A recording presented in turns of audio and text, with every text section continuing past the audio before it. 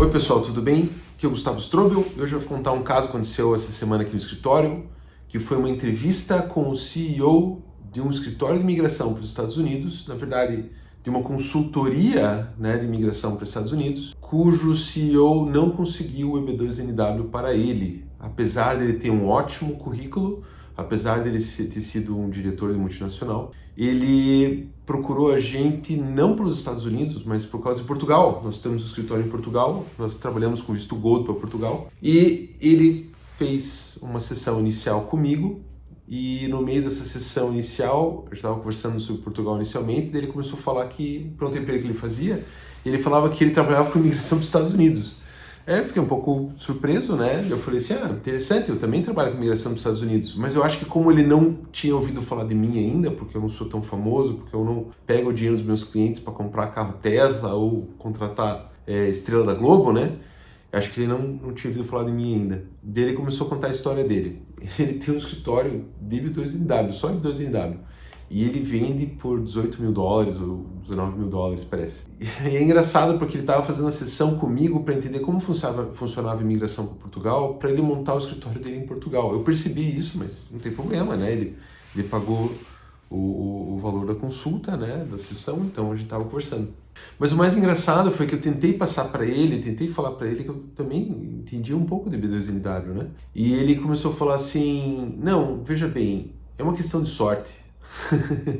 É uma questão de sorte. Daí começou a falar assim, tem muita gente com um currículo pior que o meu que ganha e eu não ganho, Eu não consigo para mim mesmo, Foi muito curiosa essa situação, foi meio distópica, por assim dizer, Mas foi interessante eu perceber como ele ainda tinha a percepção que o mérito era pessoal, que o mérito de ganhar o EB2NW era um mérito pessoal, ou seja, o mérito do teu currículo apenas. Enquanto que hoje, atualmente, a gente já sabe que não basta só o currículo, a gente tem que casar o teu currículo com o mérito nacional do tio Sam, O famoso mérito nacional, que pode ser tantas coisas, E uma coisa ficou mais clara também de por que algumas pessoas começaram a trabalhar com isso, trabalhar dessa maneira mais focada no mérito pessoal, foi que encontramos também essa semana, a gente fez uma sessão com um cliente que já está há 4 anos nos Estados Unidos, e ele pleiteou numa estratégia muito simples de 2019, antes da pandemia. E ele ainda está esperando o resultado do pedido dele, mas o que foi interessante foi que ele mostrou a RFE dele pra gente, ele ganhou uma RFE uns 3 anos atrás, que não está respondida ainda, E essa RFE falava somente sobre mérito pessoal. Então, qual foi